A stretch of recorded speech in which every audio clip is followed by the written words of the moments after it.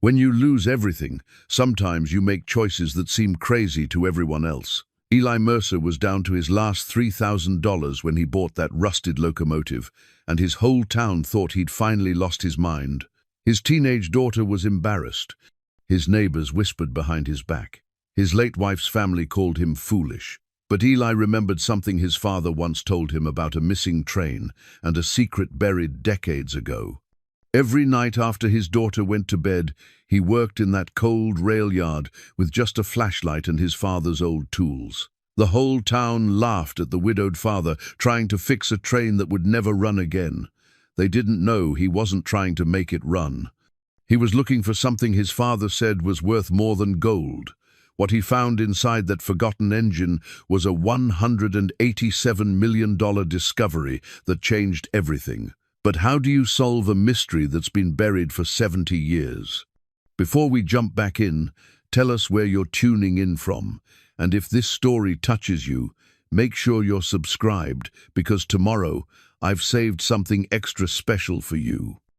The morning mist hung low over Millbrook like a grey blanket, softening the edges of a town that had seen better days. Eli Mercer stood at his kitchen window, watching the sun struggle through the clouds as he nursed his second cup of coffee. The ceramic mug, a Father's Day gift from Emma 3 years ago, when she still believed he could fix anything, felt warm against his calloused palms. At 42, Eli carried himself with the quiet dignity of a man who had learned to bear weight without complaint. His brown hair showed threads of silver at the temples, earned through 2 years of widowhood and 6 months of unemployment. The laugh lines around his green eyes had deepened into something more permanent, carved by sleepless nights spent staring at unpaid bills and unanswered job applications. The house around him told the story of a family doing their best to hold things together. Sarah's presence lingered in every carefully chosen piece of furniture, every family photograph still hanging exactly where she'd placed them. The living room still held her favorite reading chair, a burgundy recliner that neither Eli nor Emma had the heart to move. Her books remained on the side table, romance novels and gardening magazines she'd never finish reading. "Dad, I can't find my history notebook." Emma's voice carried down the stairs, tinged with the particular frustration of a 16-year-old running late for school.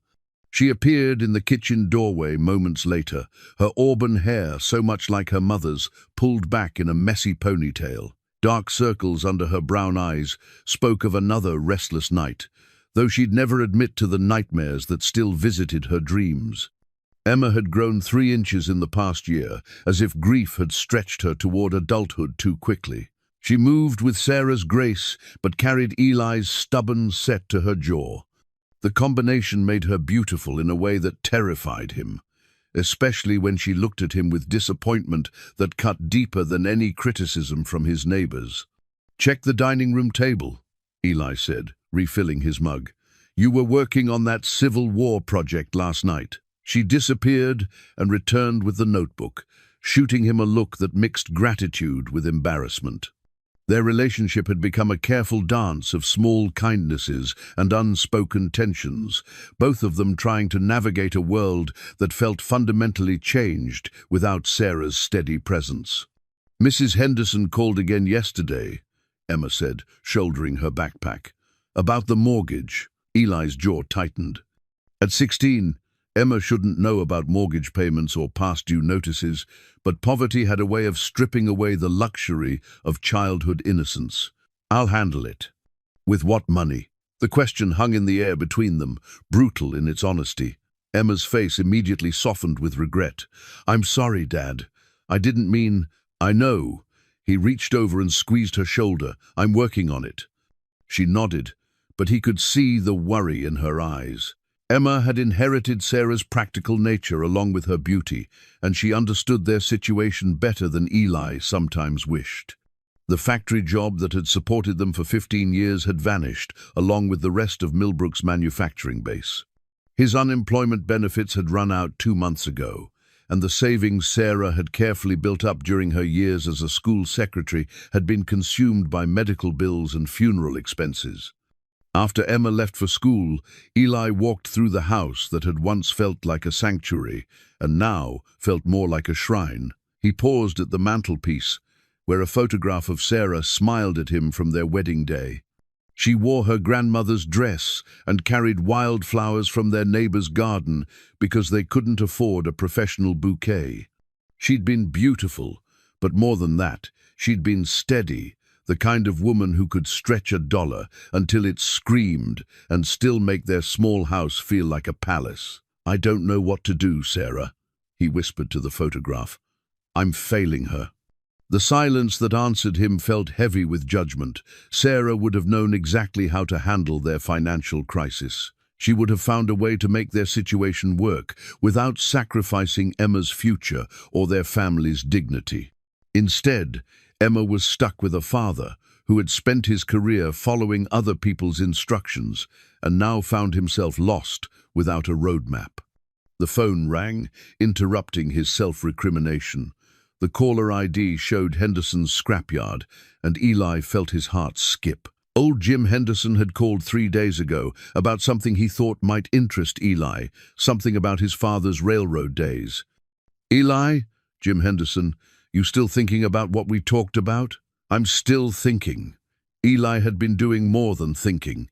He'd been lying awake at night, turning Jim's words over in his mind, like stones in a river.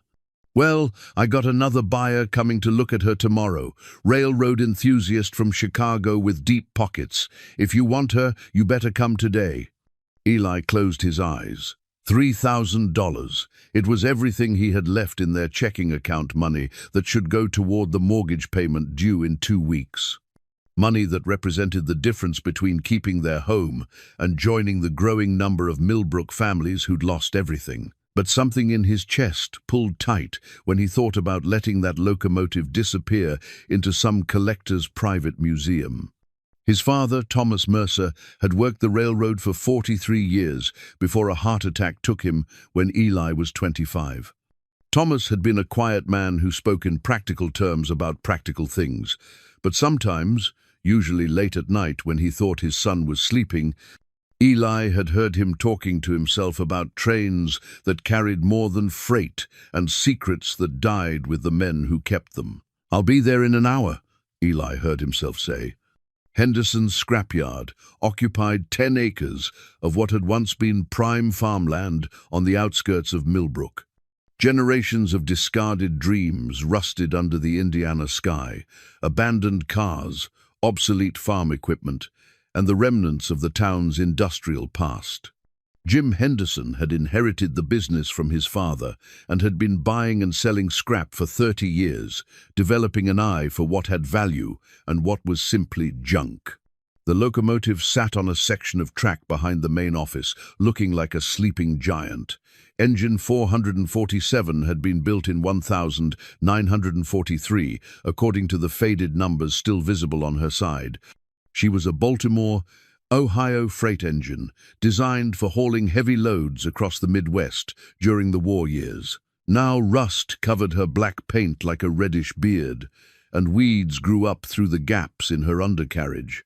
"She's been sitting here for 2 years, Jim said, walking around the engine with the reverence of a man who appreciated good craftsmanship. "Bought her from the B.O. when they were scrapping the old steam engines, always meant to restore her. But hell, I'm 73 years old. What am I going to do with a locomotive?" Eli ran his hand along the engine's side, feeling the rough texture of rust flakes and old paint. Something about touching the metal made his chest tighten with emotion he couldn't quite name. "You said she reminded you of my father?" Tom worked on engines like this during the war. He had a way with the old steam engines that the younger guys never quite mastered. Jim's weathered face creased with memory. He used to say these engines had souls, said if you listened close enough, they'd tell you their stories. 3,000? Cash money, and I'll throw in that section of track she's sitting on, about 50 feet of rails and ties, enough to make her look proper. Eli walked around the locomotive slowly, taking in her condition. The boiler looked solid despite the rust, and her wheels were still true on the rails. With enough work and money, more money than he had, she could probably be restored to running condition. But that wasn't what drew him to her. Something about the way she sat on those tracks, patient and waiting, reminded him of his father's stories about trains that carried hope through the darkest days of the war. She runs? Last time anyone tried was 15 years ago. Boiler's been cold since then, but the mechanics are sound. Your dad would have loved working on her. Eli thought about Emma's practical questions and his own practical concerns. $3,000 could buy 3 months of mortgage payments or groceries for the rest of the year, or 1,000 other things they actually needed. But when he looked at engine 447, he didn't see a piece of scrap metal. He saw his father's hands moving with practiced precision over similar machinery, heard his father's voice talking about trains that carried secrets and stories that outlived the men who lived them. "I'll take her." The transaction took an hour. Jim Henderson handled the paperwork with the efficiency of a man who had sold thousands of pieces of discarded dreams over the decades. Eli signed the title transfer and wrote a check that left their checking account with $47.32. By the time he drove home, word of his purchase had already spread through Millbrook's efficient gossip network. Mrs. Patterson from the post office was in her front yard when he pulled into his driveway. She gave him a look that mixed pity with disbelief, the same look she'd worn at Sarah's funeral when she thought no one was watching. 2 houses down, Bob Miller was washing his truck and pretending not to stare, but Eli could feel the weight of his neighbor's judgment. Emma was waiting in the kitchen when he walked through the door. Her school books were spread across the table, but her attention was focused entirely on him. "Jenny Patterson says you bought a train, a locomotive. With what money?" The question carried the same brutal honesty as the morning's conversation, but now it was sharpened with something that looked like betrayal. Eli sat down across from her, suddenly feeling older than his 42 years. "I know how it sounds." "It sounds crazy." Emma's voice cracked slightly. "Dad, we can't pay the mortgage, and you just spent $3,000 on a piece of junk that doesn't even run." "It's not junk." The words came out more sharply than he intended. "Your grandfather.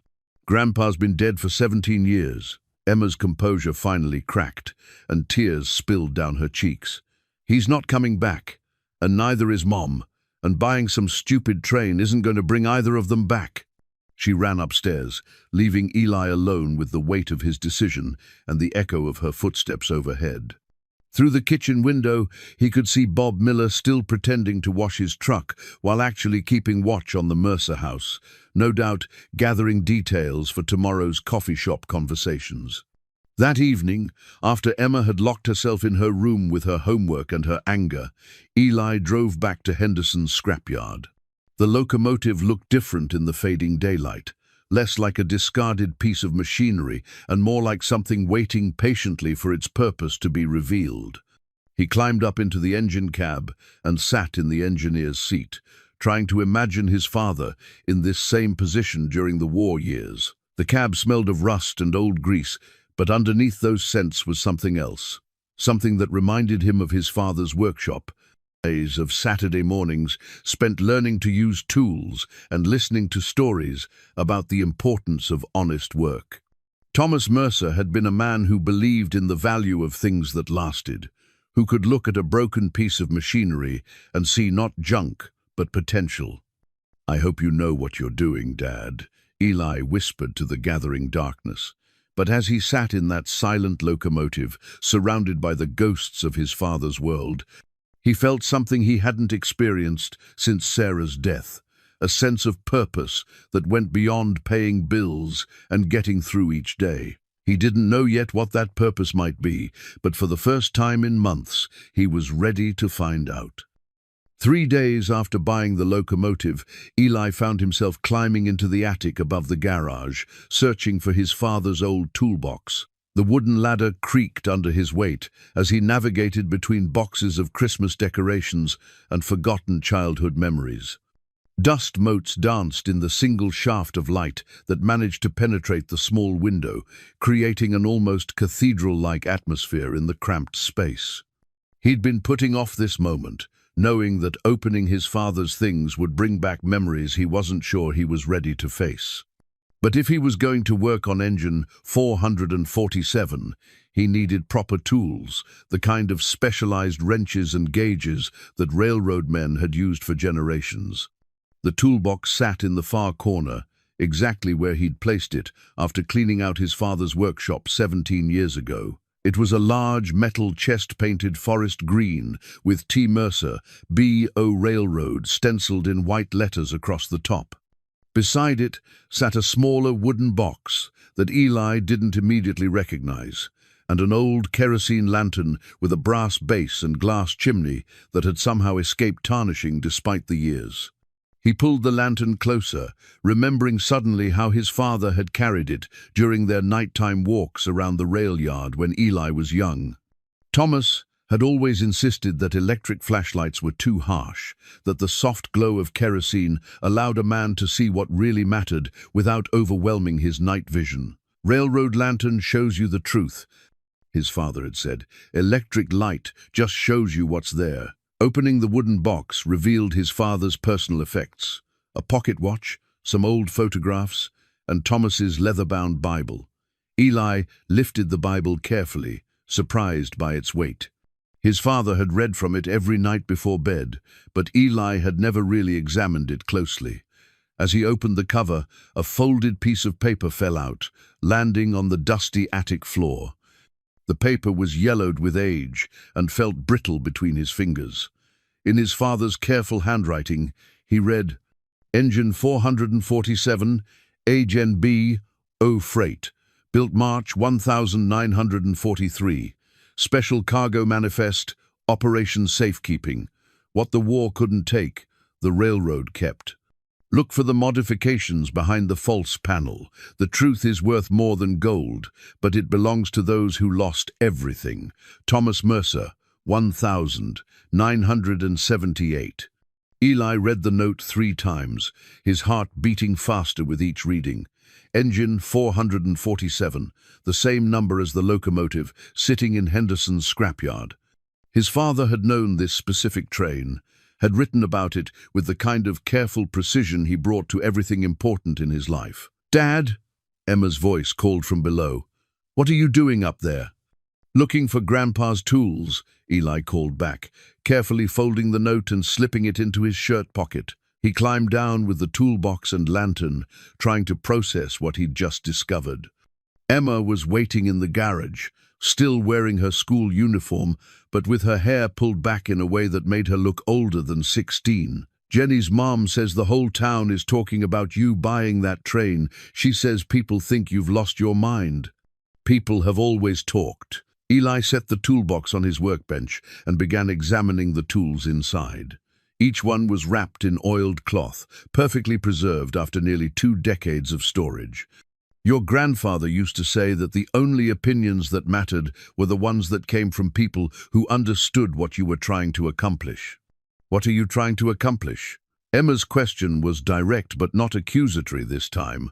Something in her tone suggested she genuinely wanted to understand. Eli pulled the note from his pocket and handed it to her.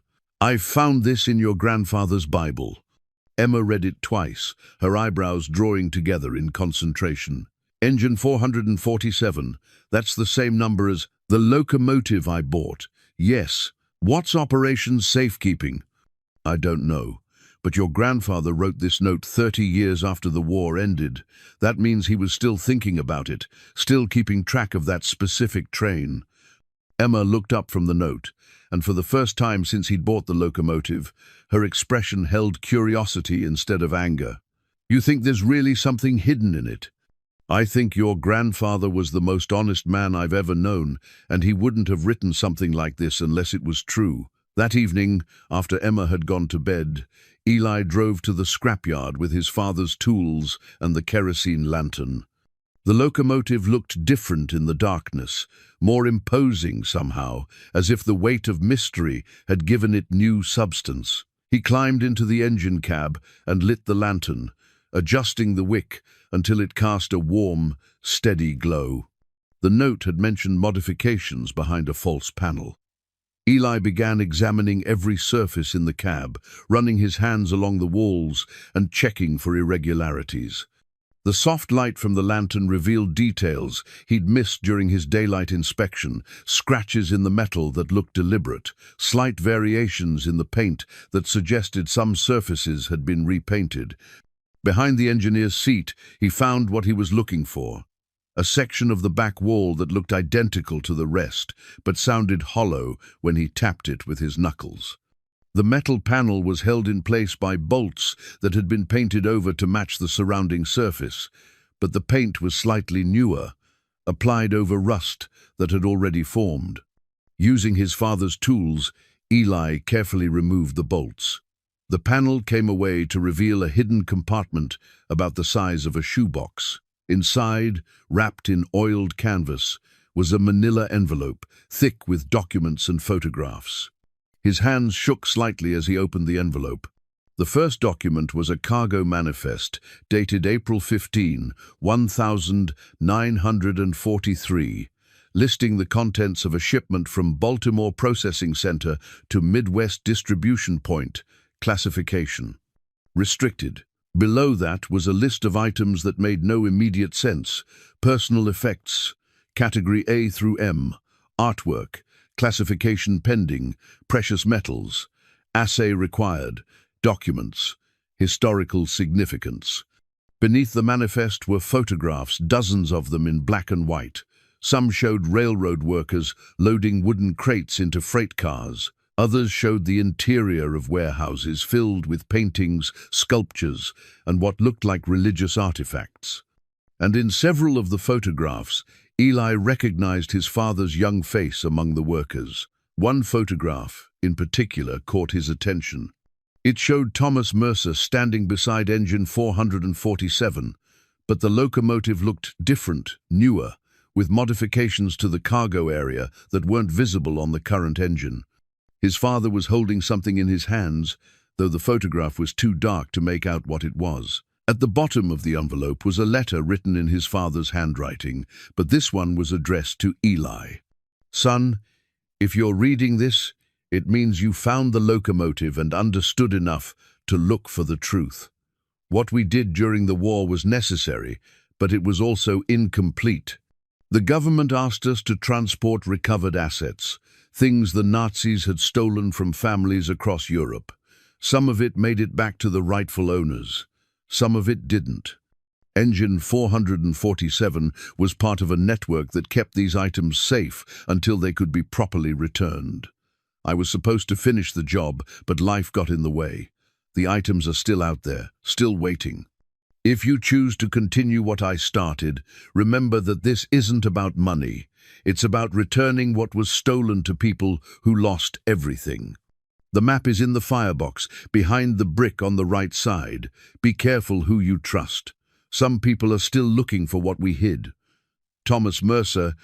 Eli sat in the locomotive cab for a long time, the lantern casting dancing shadows on the walls as he processed what he'd discovered. His father hadn't just worked on trains during the war, he'd been part of something larger, something that connected to the darkest chapter of the 20th century and the ongoing effort to repair some of its damage. The next morning, Pete Morrison found him still sitting in the locomotive. Pete was Millbrook's main mechanic, a man who could fix anything with an engine, and who had known Thomas Mercer well enough to consider him a friend. "Heard you were out here all night," Pete said, climbing into the cab with the ease of someone who had spent time around trains. "Emma called my shop looking for you." She was worried. "Pete, what do you know about my father's work during the war?" Pete's expression grew cautious. Tom was a good railroad man, worked harder than most, kept to himself more than some. "That's not what I'm asking." Pete was quiet for a long moment, studying Eli's face in the morning light. "What did you find?" Eli showed him the documents and photographs. Pete examined them carefully, his weathered hands gentle with the aging paper. When he finished reading, he handed everything back and sat back against the locomotive's wall. "Your father never told you about the special trains?" "Special trains?" During the war, the railroad carried a lot of things that weren't on the regular manifests. Government cargo, military supplies, things that needed to disappear from one place and reappear somewhere else without anyone asking questions. Pete's voice was careful, measured.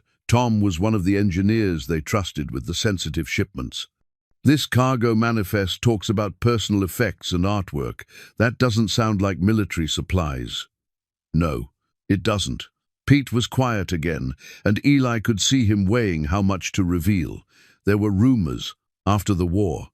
Stories about trainloads of stuff that the Nazis had stolen from Jewish families in Europe. Paintings, jewelry, religious items. The government recovered some of it, but returning it to the rightful owners was complicated. A lot of the families were dead. Others had scattered across the world. So they hid it? They were supposed to catalog it, research it, find the families if they could. But the war ended. People had other priorities, and a lot of it just sat in warehouses gathering dust. Pete looked directly at Eli. Some of the railroad men who had transported it thought that wasn't right. They thought if the government wasn't going to finish the job, maybe someone else should. Someone like my father. I'm not saying your father did anything illegal. I'm just saying he was the kind of man who believed in finishing what he started, especially when it came to doing right by people who had suffered. Eli thought about the letter his father had left for him, about the unfinished mission and the items still waiting to be returned to their rightful owners. Pete, if someone wanted to continue that work today, hypothetically, what would they need to know? Pete smiled for the first time since he'd arrived. Hypothetically, they'd need to understand that some secrets are worth keeping, and some promises are worth keeping, even if they take decades to fulfill. He paused, looking around the locomotive cab with appreciation. They'd also need to know that they wouldn't be doing it alone. Some of us have been waiting a long time for Tom's son to figure out what his father left for him. The revelation that Pete Morrison knew about his father's wartime activities changed everything for Eli. Over the next few days, he found himself looking at his hometown with new eyes, wondering who else might be keeping decades-old secrets. But first, he needed to examine the locomotive more thoroughly, and that meant understanding exactly what modifications his father and his colleagues had made to engine 447. Working by the light of his father's kerosene lantern, Eli began a systematic inspection of the locomotive's brake system. What he found confirmed Pete's hints about the special nature of this particular engine. The brake mechanism had been modified in ways that made no sense for normal freight operations. Additional airlines had been installed, creating a secondary braking system that could be operated independently of the main controls. "This is brilliant," Pete said when Eli showed him the modifications. "With this setup, you could stop specific cars without affecting the rest of the train. If you were carrying sensitive cargo that needed to be dropped off at unmarked locations, this would let you do it without the rest of the crew knowing." Emma had started joining them in the evenings, bringing homework and a thermos of coffee while asking increasingly sophisticated questions about the locomotive's unusual features. Her initial embarrassment about her father's purchase had transformed into genuine curiosity, especially after she'd spent several nights researching World War II railroad operations on the internet. "I found something," she announced one evening, spreading printed pages across the locomotive's floor. There was a program called the Monuments, Fine Arts and Archives Unit. The Monuments Men. They were responsible for recovering stolen artwork and cultural artifacts that the Nazis had looted from occupied countries. Eli examined the documents she'd printed. The official program had ended in the early 1950s, but Emma had found references to ongoing efforts to locate and return stolen items well into the 1960s and beyond. "Look at this." Emma pointed to a paragraph highlighted in yellow. "It says that railroad networks were often used to transport recovered items because they were more secure than truck shipments and easier to track than individual vehicles. But it also says that some railroad crews became personally invested in the mission and continued working on returns even after the official program ended." "That sounds like Grandpa," Emma continued. "Mom always said he couldn't leave a job unfinished, even if it took him years to complete it." The brake system wasn't the only modification they discovered. The locomotive's coal tender had been fitted with hidden compartments accessible only from the inside, and the firebox contained a removable brick that concealed a space large enough to hold documents or small valuables. Each discovery reinforced the picture of Engine 447 as something far more significant than a simple freight locomotive. But their investigation was beginning to attract attention they didn't want. Twice in the past week, Eli had noticed the same sedan with Illinois plates parked on different streets around town, always positioned where the driver could observe the rail yard. When he mentioned it to Pete, the older man's expression grew serious. "Could be railroad enthusiasts," Pete said, but his tone suggested he didn't believe it. Or it could be people who have been waiting a long time for Engine 447 to surface. What kind of people? The kind who believe they have a rightful claim to what your father and his friends were hiding. That night, Eli couldn't sleep.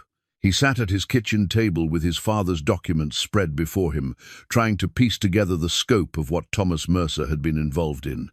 The photograph showed railroad operations across multiple states, suggesting a network that extended far beyond Millbrook. The manifest listed dozens of shipments over a period of several years, each one containing items described in careful but cryptic language. One photograph in particular troubled him. It showed his father standing with 3 other railroad men beside a freight car. The men's faces were serious, almost grim, and they were surrounded by wooden crates marked with symbols Eli didn't recognize. On the back of the photograph, someone had written, "Last shipment, April 1947. Network disbanded. Items secure pending resolution." 1. That was 4 years after the locomotive had been built, 2 years after the war had ended. His father had continued this work long after most people had moved on to peacetime concerns. The commitment suggested something deeper than professional duty. It suggested a personal mission that had shaped the rest of Thomas Mercer's life. Emma found him still sitting at the table when she came down for breakfast. "Dad, did you sleep at all?" "Not much." He showed her the photograph. "I'm trying to understand how big this operation was and why it mattered so much to your grandfather." Emma studied the image carefully. "These crates look different from the ones in the other photographs. See how they're marked with those symbols?" She was right. The symbols looked like Hebrew letters, though Eli couldn't be sure. "What do you think they mean?" "I think they mean Grandpa wasn't just moving random stolen artwork. I think he was specifically helping Jewish families get their belongings back." Emma's voice was soft with realization. "Dad, what if this wasn't just about recovering stolen property? What if it was about trying to restore what the Holocaust had taken from people?" The possibility hit Eli like a physical blow. If Emma was right, his father hadn't just been a railroad man following orders. He'd been part of a network dedicated to repairing one of history's greatest injustices. The weight of that responsibility, carried for decades without recognition or support, began to explain why Thomas Mercer had been so careful about keeping secrets and so insistent that some work was too important to abandon. "There's something else," Emma said, pulling a piece of paper from her backpack. "I found this article about families who are still looking for items that were stolen during the war. There are organizations that help with the research, databases of missing artwork and family heirlooms. Some of these families have been searching for 70 years. Eli read the article, which detailed the ongoing efforts of Holocaust survivors and their descendants to recover family treasures that had disappeared during the war. The stories were heartbreaking wedding rings that had been in families for generations, paintings that represented a lifetime of artistic achievement, religious artifacts that connected families to centuries of tradition. "If what Grandpa hid is connected to these families," Emma said, "then maybe we have a responsibility to help finish what he started." That afternoon, Eli and Emma drove to the library to research the organizations Emma had found online. Mrs. Patterson, the elderly librarian, proved to be an unexpected resource.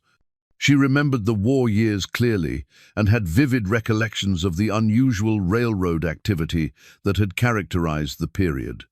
There were trains coming through here all the time that weren't on the regular schedules, she said, leading them to a section of local history materials. Military shipments, they said, but some of us wondered why military cargo needed to be unloaded so secretly. Your father was always very careful about who he talked to and what he said about his work. She pulled out a collection of local newspapers from the 1940s. These might help you understand what was happening during those years.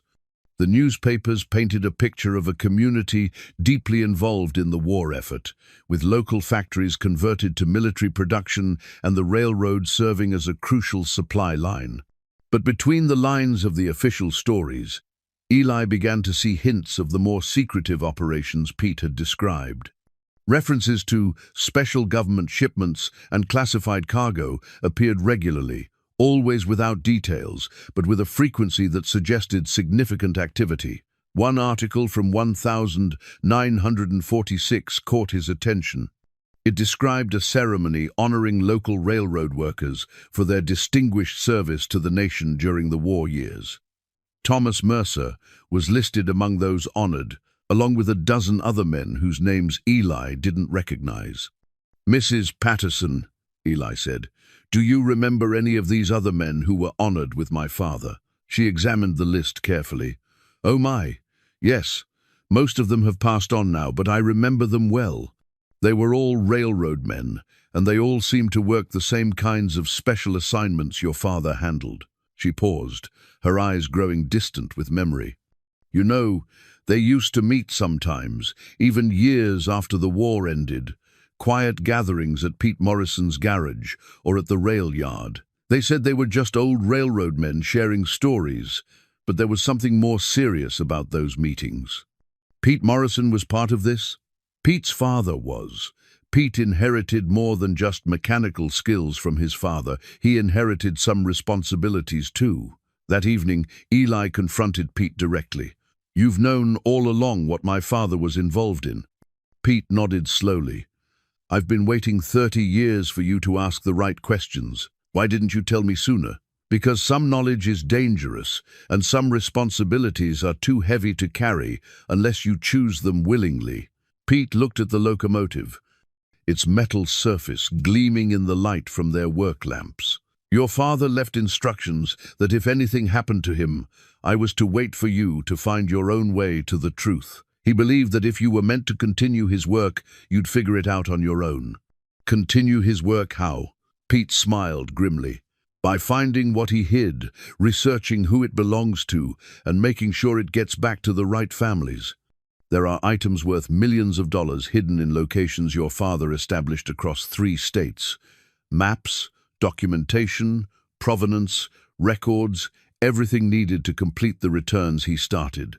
And if I choose not to continue, then the secret dies with us, and families who have been searching for their heritage for 70 years will never find what they're looking for." Pete paused.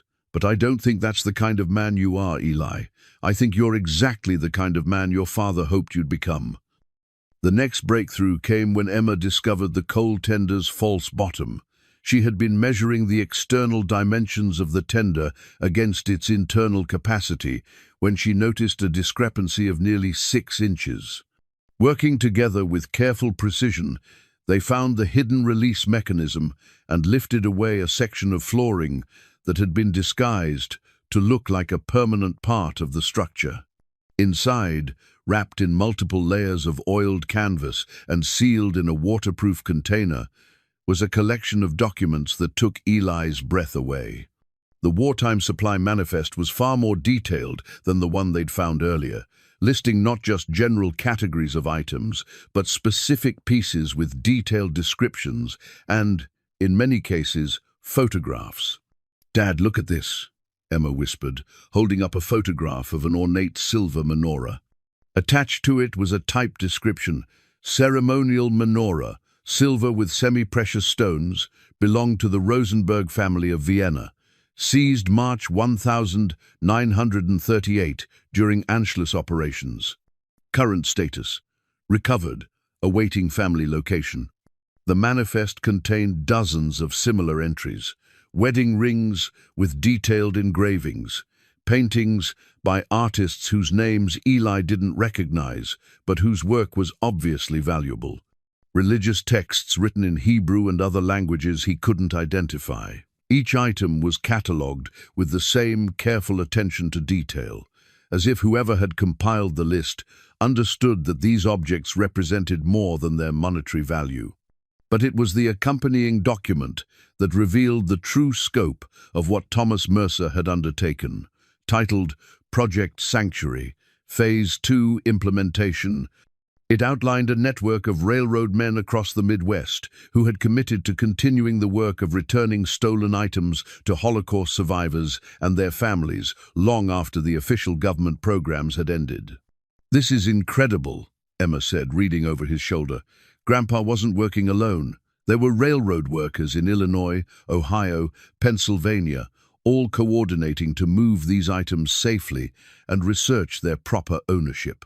The document included a hand-drawn map showing locations across 3 states where items had been hidden pending resolution of ownership questions. Some locations were marked as resolved, with dates in the 1950s and 1960s. Others remained unmarked, suggesting they still contained unreturned items. "Emma," Eli said slowly, "I think we're looking at something worth millions of dollars. But more than that, we're looking at the life's work of men who believed that some wrongs were too important to leave uncorrected." That evening brought both hope and concern. Emma had spent hours online researching organizations that helped Holocaust survivors locate missing family possessions. She'd found contact information for 3 different groups, including one based in Washington that maintained a database of recovered items still seeking their rightful owners. "I think we should reach out to them," Emma said. "If we're going to do this right, we need expert help with the research and authentication." But their research had also revealed a troubling possibility. Among the online forums dedicated to recovering Holocaust assets, they'd found posts from people claiming to represent the families of Nazi officers who had been unjustly deprived of items they considered family property. The language was carefully legal, but the intent was clear. There were people actively searching for the same hidden assets that Thomas Mercer and his network had spent decades protecting. "We need to be careful who we contact," Eli said. "If word gets out that we've found documentation of hidden items, we might attract the wrong kind of attention." His concern proved justified the next morning when he arrived at the rail yard to find clear evidence that someone had been searching the locomotive during the night.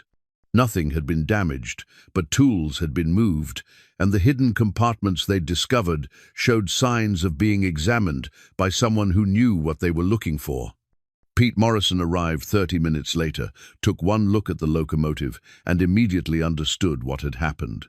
"We're not the only ones who know about engine 447, he said grimly, "and we're probably not the only ones who have copies of the documentation." "What do you mean?" "Your father was careful, but he wasn't the only man involved in this network. When the operation was disbanded in 1947, each location was supposed to destroy their copies of the master list. But some of the railroad men kept copies, just in case." "In case of what?" "In case someone needed to finish the job someday, or in case someone needed to protect the hiding places from people who had no right to them." Pete examined the locomotive more carefully, checking each hidden compartment for signs of tampering. Whoever did this knew exactly what they were looking for. They found the brake system modifications, the coal tender compartment, even the firebox hiding place. But they didn't take anything. Maybe they didn't find what they were looking for. Or maybe they were just confirming that this is the right locomotive before they make their real move. The bank notice arrived that afternoon, delivered by certified mail with Emma's signature required. Eli read it twice before the words fully registered. They had 2 weeks to bring their mortgage current or face foreclosure proceedings. The amount due was more than he could possibly raise through conventional means. Emma read the notice over his shoulder, her face growing pale. "Dad, what are we going to do?" Eli looked at the manifest they'd found, with its careful documentation of items potentially worth millions of dollars. The temptation was almost overwhelming. If even a fraction of what his father had hidden was still recoverable, it could solve their immediate financial problems and secure Emma's future. But the letters and documents made clear that these items belonged to specific families, people who had already lost everything once and were still searching for the pieces of their lives that had survived. "We're going to do the right thing," he said finally. "We're going to find out who these items belong to and make sure they get returned. Even if it means we lose our house? Your grandfather spent 30 years protecting other people's heritage. I'm not going to dishonor that by treating his life's work like a treasure hunt." Emma was quiet for a long moment. When she spoke, her voice was steady with resolve. "Then we better work fast. If there are people looking for what Grandpa hid, and if we're running out of time to save our house, then we need to find those items and get them to the right families before someone else gets to them first." That evening, they made their first contact with the outside world. Emma had found the email address for Dr. Margaret Chase, a historian at Georgetown University who specialized in Holocaust asset recovery. Her online biography indicated she had worked with families around the world to locate and return stolen artwork and family heirlooms. Emma composed a careful email explaining that they had discovered documentation related to a post-war network that had been involved in protecting recovered Nazi loot pending return to rightful owners. She included photographs of two items from the manifest, the silver menorah and a painting described as Portrait of Rebecca, oil on canvas, signed I. Goldstein, belonged to the Goldstein family of Prague. The response came within 6 hours. Dr. Chase wrote that both items were listed in databases of missing Holocaust assets and that she would be willing to travel to Indiana to examine the documentation in person. She also included a warning: "Be very careful about who else you contact regarding this material. There are individuals and organizations who have been seeking these items for decades, not all of them with legitimate claims or honorable intentions." 2 days later, Dr. Margaret Chase arrived in Millbrook, driving a rented sedan and carrying a briefcase full of authentication equipment. She was a woman in her 60s with silver hair and sharp eyes behind wire-rimmed glasses. She examined the locomotive with the appreciation of someone who understood both history and engineering, asking detailed questions about the modifications and taking photographs of the hidden compartments. But it was her reaction to the documents that convinced Eli they had discovered something truly significant. Dr. Chase studied each page with intense concentration, occasionally making notes or cross-referencing items with information from her laptop computer. "This is extraordinary," she said finally. "I've been working in this field for 25 years, and I've never seen documentation this complete from the informal networks that operated after the war. Your father and his colleagues kept records that rival anything the government produced. How many of these items are still missing?" "At least 60% of what's listed here. Some families have been searching for these specific pieces for decades." She looked up from the manifest with something approaching awe. "If even half of the locations marked on this map still contain what your father hid there, you're looking at the largest recovery of Holocaust assets in the past 30 years. Emma leaned forward. "What do we need to do to return them to the right families?" "First, we authenticate everything. Then we research current family members and verify claims. Finally, we arrange for secure transportation and legal transfer." Dr. Chase paused. "But I have to warn you, this process can take months or even years for complicated cases. And you'll need to be prepared for the possibility that some people will challenge your right to make these returns." "What kind of people?" "Descendants of Nazi officials who claim family ownership, art dealers who argue they purchased items legally from previous owners, museums or private collectors who believe they have legitimate title." Dr. Chase's expression grew serious. "And unfortunately, some individuals who see Holocaust asset recovery as an opportunity for personal profit rather than historical justice. Eli thought about the sedan with Illinois plates and the evidence that someone had searched the locomotive. Dr. Chase, if someone wanted to prevent these items from being returned to their rightful owners, what would they do? They'd try to get to them first. They'd claim legal ownership through forged documents or dubious purchase agreements. Or they'd simply take them and disappear, knowing that most families don't have the resources to pursue international legal challenges. Then we better move fast. Dr. Chase smiled for the first time since arriving. Mr. Mercer, I think your father would be very proud of the man you've become. And I think we're about to give some families the greatest gift they could ever receive, the return of their heritage and the knowledge that someone cared enough to protect it for 70 years. The discovery of the Wehrmacht officers' personal effects changed everything about their understanding of Engine 447's wartime role. Hidden behind a false panel in the engineer's cab that required removing 3 different sections of equipment to access, they found a collection of German military items that told a story none of them had expected. The effects were wrapped in the same oiled canvas as the other documents, but these materials were different in both origin and implication. Nazi military medals, including an Iron Cross and several campaign ribbons, photographs of German officers in dress uniform, personal letters written in Gothic script that none of them could read, and most significantly, official Wehrmacht documents bearing stamps and signatures that looked authentic even to untrained eyes. This doesn't make sense, Emma said, examining a photograph that showed a German officer standing beside what was clearly Engine 447, though the locomotive looked different, cleaner, more military in its appointments. Why would Grandpa have kept Nazi materials with the stolen Jewish artifacts? Dr. Chase studied the items with the careful attention of someone who had seen similar collections before.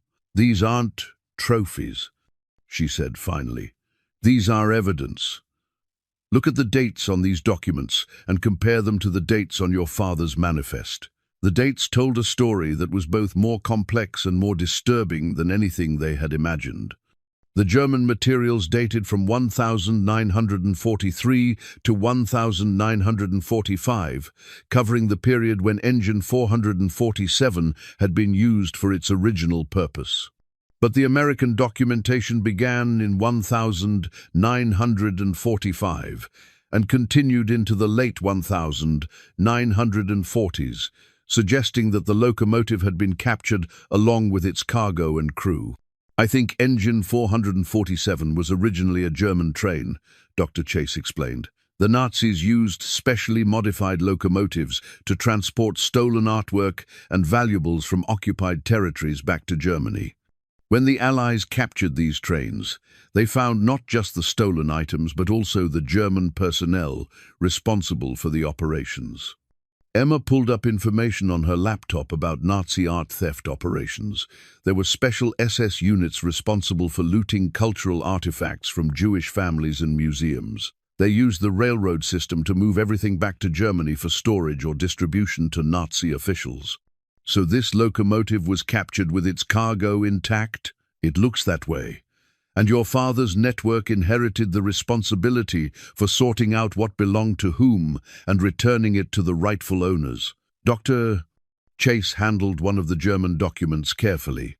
These personal effects probably belonged to the officer who was commanding the transport when it was captured. Keeping them with the other materials would have been important for establishing the provenance of the stolen items. The implications were staggering. Engine 447 hadn't just been used to transport recovered Holocaust assets. It had been the original vehicle used to steal them. The locomotive sitting in Henderson's scrapyard was a direct link to one of the most systematic art theft operations in human history. But the discovery raised new questions about the people who had been watching them. If descendants of Nazi officials knew about the locomotive's history, they might believe they had legitimate claims to items their relatives had acquired during the war. The thought that Emma and he might be confronting people with such connections made Eli's stomach tighten with anxiety. Dr. Chase, he said, if someone wanted to claim ownership of these items based on their family's Nazi connections, would they have any legal standing? Absolutely not. International law is very clear that items stolen during the Holocaust remain the property of their original owners or their heirs, regardless of subsequent transactions. She paused. But that doesn't stop people from trying, especially when the amounts involved are significant. Some will use intimidation, others will file frivolous lawsuits hoping to delay returns, and some will simply try to steal the items before legitimate claims can be processed. The conversation was interrupted by the sound of a car pulling into the rail yard. Through the locomotive's windows, they could see the same Illinois sedan that had been spotted around town, now parked directly beside the tracks. Two men in expensive suits got out and began walking toward engine 447 with the confident stride of people who believed they belonged there. "Dr. Chase," Eli said quietly, "I think we're about to meet some of those people you were warning us about." The older of the two men was in his 60s, well-dressed and carrying himself with military bearing despite his civilian clothes. His companion was younger, perhaps 40, with the kind of intense focus that suggested either legal training or law enforcement background. They approached the locomotive without hesitation, as if they had every right to examine it. "Excuse me," the older man called out. "I'm looking for Mr. Eli Mercer. I believe he's the current owner of this locomotive." Eli climbed down from the cab, leaving Dr. Chase and Emma inside with the sensitive documents. "I'm Eli Mercer. Can I help you?" "My name is Heinrich Müller, and this is my associate, Mr. Brennan. We represent certain parties who have a legitimate interest in this locomotive and any materials that might be associated with it." The accent was faint but distinctly German, and the way Müller's eyes swept over the locomotive suggested familiarity with its history. "We understand that you've discovered some items that belonged to my family during the war years, items that were taken from us without proper legal process." "I'm not sure what you're referring to," Eli said carefully. Brennan stepped forward, his demeanor more aggressive than his companion's. "Mr. Mercer, we have documentation proving that this locomotive was used to transport property belonging to the Müller family. Property that was confiscated by American forces in 1945 without compensation or due process." "What kind of property?" Müller reached into his briefcase and produced a folder containing what appeared to be official documents. Artwork, jewelry, religious artifacts, and family heirlooms that had been in the Müller family for generations.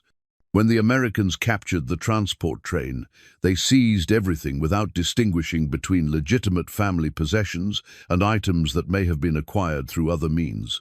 The claim was delivered with such confidence that for a moment Eli wondered if there might be some truth to it. But then he remembered the photographs and documents Dr. Chase had authenticated, the careful records his father had kept, and the detailed provenance information that proved these items had been stolen from Jewish families. "Do you have documentation proving your family's ownership of specific items?" "We have sufficient documentation to establish our legal rights," Brennan said. "What we need now is cooperation in locating and recovering the items that belong to our clients." Emma appeared in the locomotive's doorway, and Eli could see that she had been listening to the conversation. Her expression was a mixture of curiosity and suspicion that reminded him strongly of her mother when Sarah had encountered someone she didn't trust. "Dad," she said loudly enough for Müller and Brennan to hear, "Dr. Chase wants to know if these gentlemen have appointments.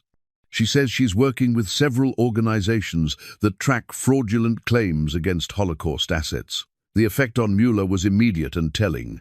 His composed demeanor slipped for just a moment, revealing something much harder underneath. "Dr. Chase is here." "You know her?" "Dr. Chase has interfered with several legitimate recovery efforts in the past. She has a tendency to side with claimants whose documentation is less than complete while refusing to acknowledge clear legal ownership by families who can prove their rights." Dr. Chase emerged from the locomotive cab, and her expression when she saw Müller was anything but friendly. Heinrich Müller, I should have known you'd eventually surface here. Margaret, still playing protector to people who can't prove their claims.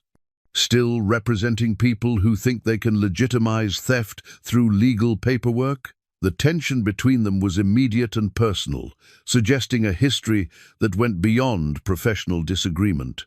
Eli found himself caught between two groups of people who clearly knew more about the situation than he did. "Dr. Chase," Eli said, "perhaps you could explain what's going on here."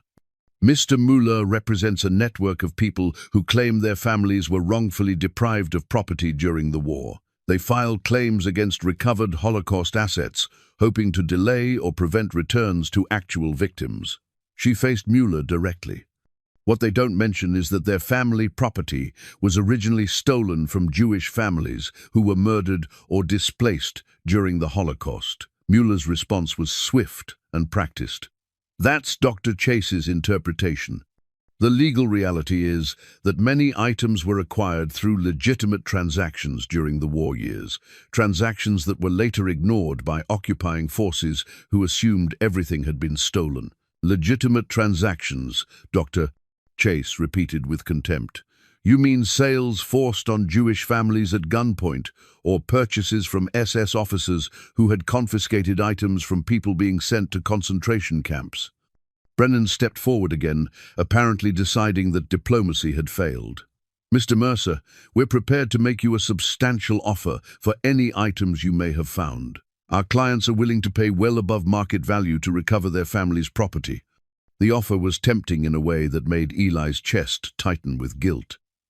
Emma's college fund, their mortgage, their entire financial future could be secured with a single transaction. But the photographs of concentration camp victims wearing the jewelry, now being claimed by Müller's clients, made the moral choice clear. "I appreciate your offer," Eli said, "but I'm not interested in selling anything. If we find items that belong to specific families, we'll work to return them to the rightful owners." Müller's mask of civility finally slipped completely. "Mr. Mercer, you're making a serious mistake. The items you're protecting belong to people who are no longer alive to claim them. Their families are scattered around the world, if they even exist. You're choosing to preserve museum pieces instead of providing for your own family's future. How do you know about my family situation?" "Small towns talk, Mr. Mercer. Everyone knows about your financial difficulties and your daughter's need for college funding. We're offering you a practical solution to real problems." The fact that these strangers had researched his personal finances made Eli angry in a way that surprised him with its intensity. "I think you should leave." Brennan reached into his jacket and produced a business card. "When you change your mind, and you will change your mind, call this number. Our offer won't remain open indefinitely." After they left, Dr. Chase sat down heavily on the locomotive steps. "Eli, I need to tell you something. Heinrich Müller isn't just representing clients with questionable claims. He's the grandson of SS Oberfuhrer Wilhelm Müller, who was one of the officers responsible for art looting operations in occupied France and Poland. His grandfather was a Nazi? One of the worst. Wilhelm Müller oversaw the systematic theft of artwork, jewelry, and cultural artifacts from thousands of Jewish families. He was killed in 1945 when Allied forces captured the transport he was commanding. She looked up at the locomotive. This transport, engine 447. Emma climbed down from the cab, her face pale but determined. "So Heinrich Müller is trying to recover items his Nazi grandfather stole from Holocaust victims." "That's exactly what he's trying to do. And he's been doing it for 20 years, using legal intimidation and fraud to claim ownership of recovered Holocaust assets." Dr. Chase stood up, brushing dust from her clothes. "Which means that what we're protecting here isn't just valuable, it's evidence of war crimes that some people will do anything to keep hidden." The coded railway schedule that Dr. Chase discovered, tucked inside Wilhelm Müller's personal effects, proved to be the key that unlocked the entire scope of the Nazi looting operation. Written in a mixture of German military code and railroad terminology, it detailed a network of transport routes that had moved stolen assets across occupied Europe and into Germany throughout the war years. Working late into the night in Pete Morrison's garage, Dr. Chase used specialized software on her laptop to decode the schedule, while Emma cross-referenced locations with modern maps and Eli examined the physical evidence they'd collected from the locomotive. The picture that emerged was both more systematic and more personal than any of them had expected. "This isn't just a list of train routes," Dr. Chase explained, pointing to columns of alphanumeric sequences that had initially looked like random letters and numbers. "It's a complete inventory system. Each code represents a specific family's possessions, with detailed information about where the items were taken from and where they were sent for storage or distribution." Emma had spread railroad maps across Pete's workbench, marking locations mentioned in the schedule with colored pins. "Look at this pattern. The trains started in major cities, Paris, Amsterdam, Prague, and then moved through smaller collection points before heading to central storage facilities in Germany." "Collection points," Eli repeated, studying the map. "You mean places where they gathered stolen items before shipping them?" "More than that. These were processing centers where SS officers sorted through family possessions and decided what was valuable enough to send back to Germany." Dr. Chase's voice was heavy with the weight of what she was describing. Wedding rings were melted down for gold. Artwork was evaluated and catalogued. Family photographs and documents were destroyed because they had no monetary value. The systematic nature of the operation was staggering. Each entry in the schedule included not just transportation details, but also information about the families whose possessions had been stolen.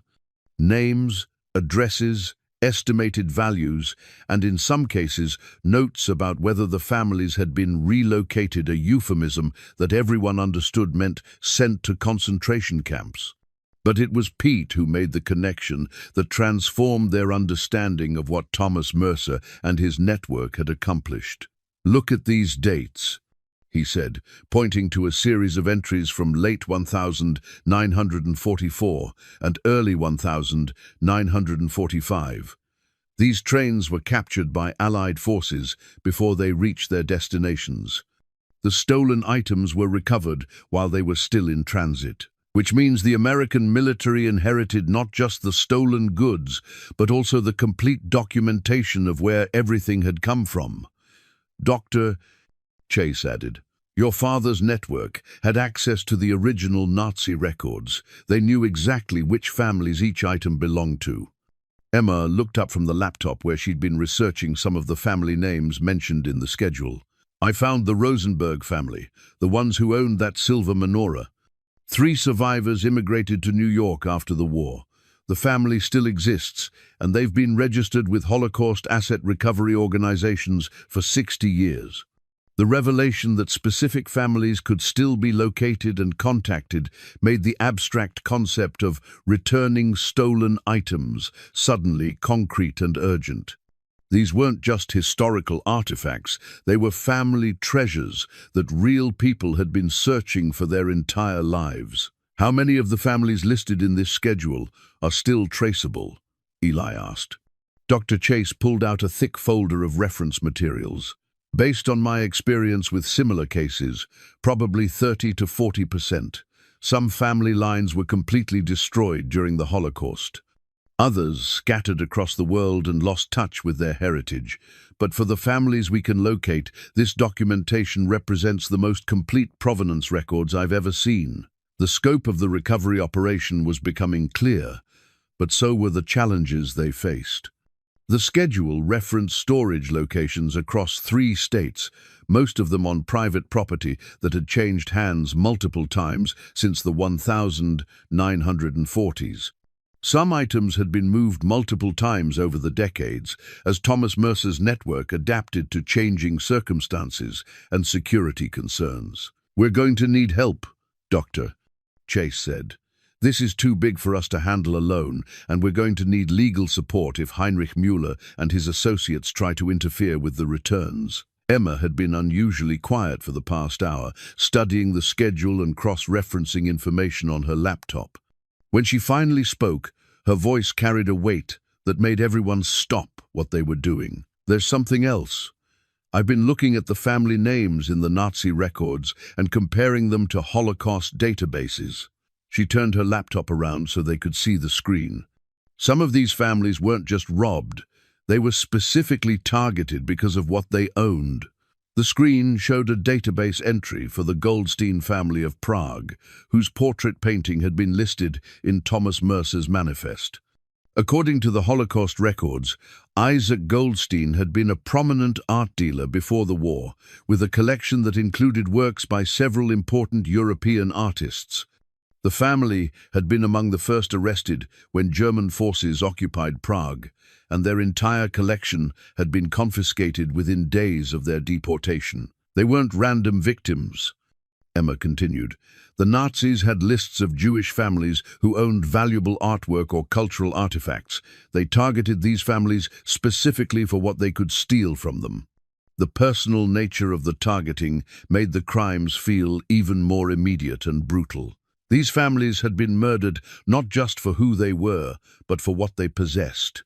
The artwork and jewelry that Thomas Mercer had spent decades protecting represented not just material wealth, but the deliberate destruction of cultural heritage and family identity, which makes returning these items even more important, Dr. Chase said. For the surviving family members, recovering their heritage is about more than money. It's about reclaiming their identity and honoring the memory of relatives who died protecting these treasures. Pete had been examining the physical locomotive while they worked on the documentation, and his mechanical expertise was revealing additional secrets about engine 447's wartime modifications. "This engine was built for more than just transportation," he announced. "Look at these modifications to the suspension system and the reinforced flooring in the freight cars. This locomotive was specifically designed to carry extremely heavy loads without damaging delicate cargo. Heavy loads like artwork and sculptures." "Exactly. And look at this." Pete showed them a section of the locomotive's interior that had been fitted with specialized clamps and padding systems. These modifications would have protected paintings and fragile artifacts during transport. Whoever designed this understood that they were carrying irreplaceable cultural treasures.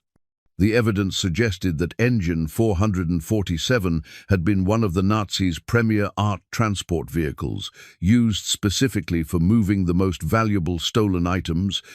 When Allied forces captured the locomotive, they had not just recovered random loot, but had intercepted one of the primary vehicles used in the systematic destruction of Jewish cultural heritage. "No wonder Heinrich Müller is so interested in this locomotive," Eli said.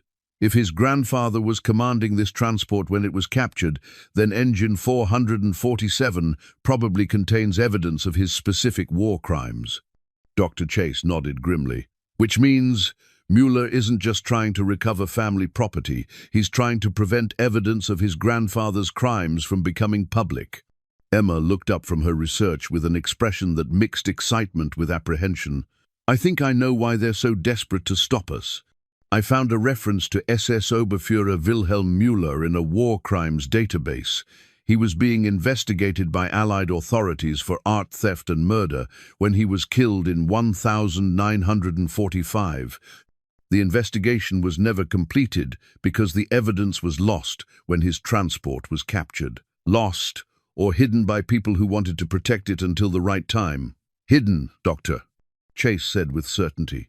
"Your father and his network weren't just returning stolen property, they were preserving evidence of war crimes and waiting for someone who could use it properly. The weight of responsibility was becoming overwhelming.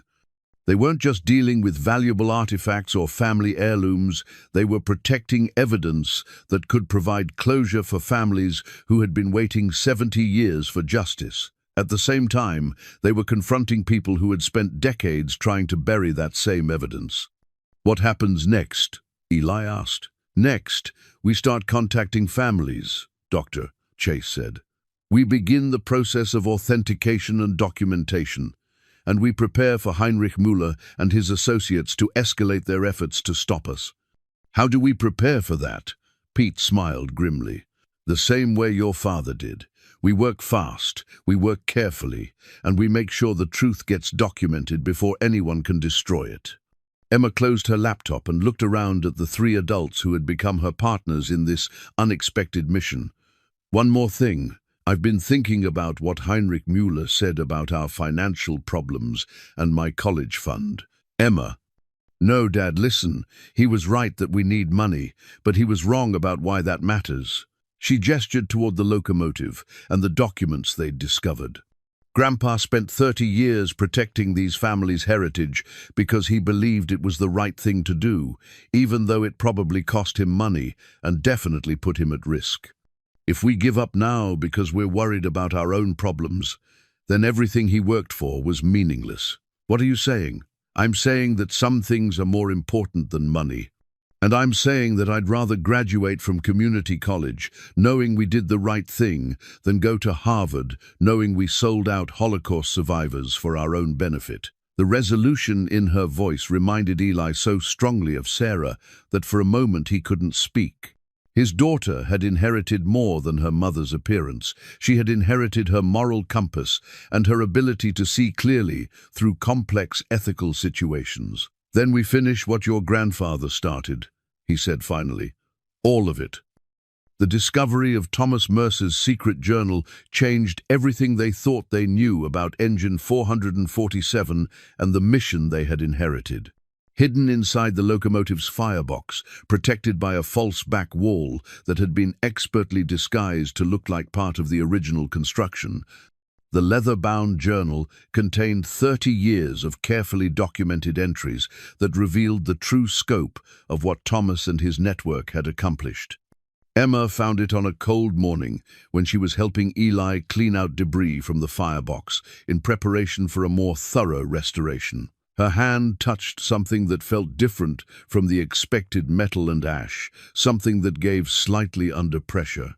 Working carefully with a small crowbar, they pried away what appeared to be a solid back wall to reveal a waterproof container that had been sealed since the late 1970s. The journal was thick, bound in brown leather that had aged to a deep patina. Thomas Mercer's name was embossed on the cover in gold letters that had faded but remained legible. Inside, written in the same careful handwriting they had seen on other documents, was a record that spanned from 1945 to 1978 and told a story of moral complexity that none of them had anticipated. "My God," Dr. Chase whispered as she read the first few entries. "Eli, your father wasn't just returning stolen items to families. He was actively redistributing Nazi wealth to Holocaust survivors who needed immediate assistance."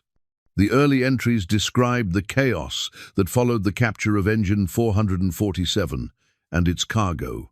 Allied authorities had been overwhelmed by the volume of stolen items they recovered, and the process of identifying ownership and locating survivors was proceeding slowly, while families faced immediate needs for food, shelter, and medical care. May 15, 1945, 57, received word that the Rosenberg family survivors are in a displaced persons camp near Munich. They have no money, no possessions, nothing but the clothes they were wearing when they were liberated. Meanwhile, their family silver sits in a warehouse in Baltimore, while bureaucrats debate proper procedures for authentication and return. This is wrong. June 3, 1945. Made contact with Meyer Goldstein in New York. He is Isaac Goldstein's cousin, survived by hiding in the sewers of Prague for 8 months. He needs money for medical treatment, but the Goldstein family artwork cannot be returned until ownership is properly established. How many more people will die while we follow procedures? August 12, 1945. First redistribution completed. Use network contacts to liquidate some items whose ownership cannot be established and transferred funds to 3 families in immediate need.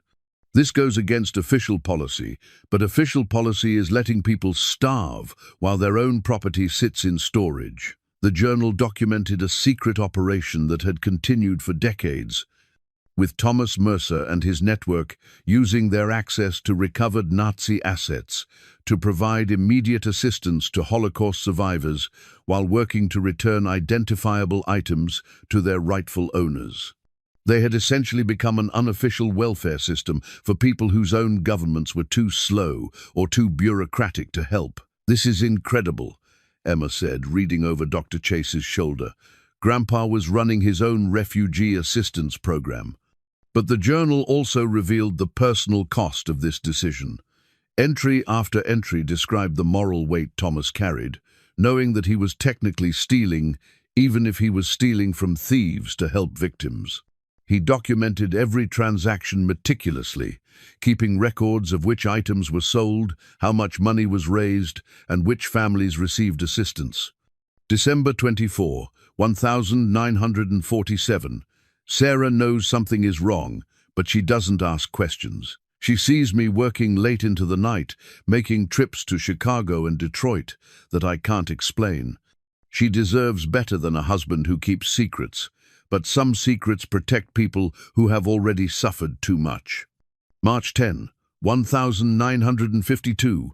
Eli asked me today why I keep railroad maps in my study. He's 7 years old and notices everything. How do I explain that those maps show the locations of hidden caches that could help families rebuild their lives? How do I tell him that his father is living a double life? November 18, 1965. NT Network is dissolving.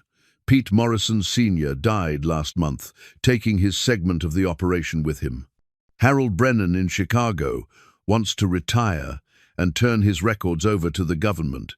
We're getting old, and the families we've been helping have either been assisted or are beyond help. Time to decide what to do with what remains. The later entries revealed that by the 1960s, the network had successfully returned hundreds of items to their rightful owners and provided financial assistance to nearly 1,000 Holocaust survivors and their families. But significant assets remained hidden, either because the original owners could not be located or because the items were too dangerous to move without proper legal protection. April 7, 1970, 1909. Decided to preserve what remains rather than risk exposure. Too many people have been protected by our secrecy to jeopardize the operation now. If Eli ever finds this journal, perhaps he will understand that some responsibilities pass from father to son, not as burdens, but as opportunities to complete important work. September 3, 1978. Final entry. All remaining locations secured, all documentation preserved. If something happens to me, the maps and records will guide whoever continues this mission. The items hidden in these locations represent more than money. They represent the hope that someday justice will matter more than procedure. Dr. Chase closed the journal carefully, her hands shaking slightly with the weight of what she had read. Eli, your father and his network returned an estimated $50 million worth of stolen assets to Holocaust survivors over 30 years. They did it without government support, without legal authority, and without recognition. How much is still hidden? Based on these records, approximately $137 million worth of items remain in secured locations. Items that are documented, researched, and ready for return to families who can prove ownership. Emma had been unusually quiet while they read the journal, but now she looked up with an expression that mixed awe with determination. The $187 million. It's not just what's hidden, it's the total value of everything. Grandpa's network protected, 50 million returned plus 137 million still waiting. The scope of Thomas Mercer's accomplishment was staggering, but so was the responsibility they had inherited. They weren't just dealing with a treasure hunt or even a historical recovery project. They were being asked to complete a mission of justice that had shaped their grandfather's entire adult life. "There's something else," Dr. Chase said, pointing to a passage near the end of the journal. "Your father knew that Heinrich Müller's family was looking for these items. He documented several attempts by Nazi descendants to locate and claim recovered assets." January 12, 1976, Ibo Grand. Heinrich Müller, grandson of Wilhelm, made contact through intermediary. Claims family ownership of items transported on engine 447. Provided forged documentation purporting to show legitimate purchase of artwork from Jewish families. Investigation confirms documents are fraudulent, but Müller's persistence suggests he knows more about our operation than we would prefer. May 8, 1977. Müller escalating pressure, now threatening legal action against railroad personnel who unlawfully retained family property. Counter-investigation reveals Müller has been monitoring several network members for years. We may need to accelerate timeline for securing remaining assets. "Your father knew they were coming," Dr. Chase said. "He spent his final years preparing for exactly the situation we're facing now." Pete had been examining the locomotive while they read the journal, and his discovery added another layer to the already complex situation. "There's more than just documentation hidden in this engine," he announced. "I found another sealed compartment, and this one contains actual items, not just papers." The compartment was located beneath the locomotive's coal tender, accessible only by removing several sections of flooring and working in the cramped space beneath the engine. Inside, carefully wrapped and protected from moisture, were dozens of items that matched descriptions from Thomas Mercer's manifest. Jewelry boxes containing rings, necklaces and bracelets that bore the patina of age and careful preservation. Small paintings in protective tubes rolled carefully to prevent damage. Religious artifacts including silver menorahs, Torah pointers and ceremonial cups. Each item was tagged with a number that corresponded to entries in the journal, complete with family names and histories. "This is just a sample," Dr. Chase said, examining the tags. "Your father kept representative items here, probably to use for authentication and research purposes. The bulk of the collection is still hidden in the locations marked on his maps." Emma picked up a small silver locket and opened it to reveal photographs of a young couple in 1930s clothing. The woman wore a dress with elaborate embroidery, and the man had the kind of serious expression common in formal photographs of the era. On the back of the locket, an inscription in Hebrew characters had been carefully engraved. "Look at this," she said, showing them the photographs. "These aren't just artifacts. They're pieces of people's lives, family memories that survived the Holocaust because someone cared enough to protect them." The personal nature of the items made the abstract concept of returning stolen property suddenly immediate and emotional. These objects had been held by people who were murdered for who they were and what they represented. Protecting them wasn't just about historical justice, it was about preserving the memory of individual human lives. "Emma's right," Eli said. "This isn't about money, and it's not about historical significance. It's about giving families back the pieces of their relatives' lives that survived when everything else was destroyed." Dr. Chase nodded, carefully placing the locket back in its protective wrapping. "Which means we need to move quickly. Now that we know the full scope of what your father protected, we can begin the process of contacting families and arranging returns. But we also need to be prepared for Heinrich Müller to escalate his efforts to stop us. What can he do? The law is on our side." "The law is on our side, but Müller has resources and connections that we don't.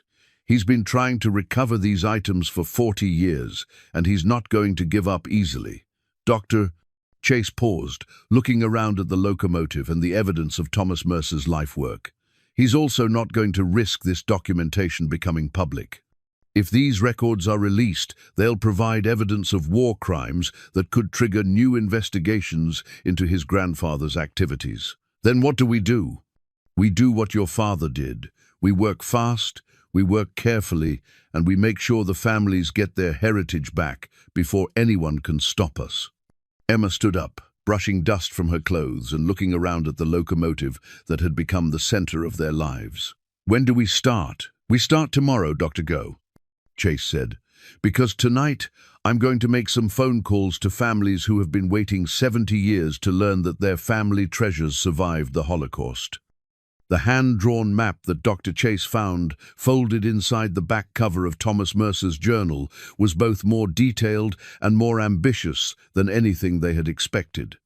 Drawn with the precision of a trained railroad engineer, it showed locations across Indiana, Illinois, and Ohio, where assets remained hidden, each site marked with symbols that corresponded to detailed inventory lists and GPS coordinates that had been added in pencil during the 1990s. Your father updated this map for decades, Doctor, Chase observed, studying the careful notations and coordinate systems. He used modern technology to preserve exact locations, even as landmarks changed and property ownership shifted.